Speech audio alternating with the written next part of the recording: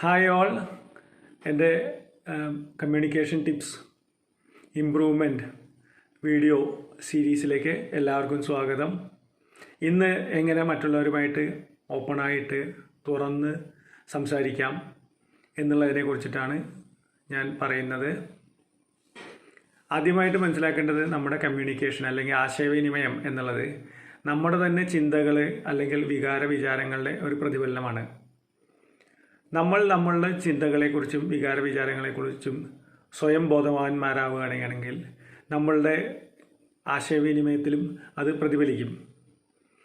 ഒരു ഉദാഹരണത്തിന്, നമ്മൾ മറ്റൊരാളെ കാണുന്നു, അയാളുടെ കുറിച്ച് നമ്മൾ പറയുമ്പോൾ അല്ലെങ്കിൽ അയാളെക്കുറിച്ച് നമ്മൾ ചിന്തിക്കുമ്പോൾ അയാളൊരു സ്വാർത്ഥനാണ്, അതല്ലാന്നുണ്ടെങ്കിൽ അയാളൊരു പിശുക്കനാണ് എന്നുള്ള ഒരു ചിന്ത നമ്മുടെ ഉള്ളിൽ ഉത്ഭവിക്കുകയാണെങ്കിൽ, നമ്മൾ ആ ചിന്തയെ വളർത്തിക്കൊണ്ടേയിരിക്കുകയാണെന്നുണ്ടെങ്കിൽ പിന്നീട് നമ്മൾ അയാളുമായിട്ട് സംസാരിക്കുമ്പോൾ ആ ഒരു മുൻധാരണയോട് കൂടിയാവും സംസാരിക്കുക.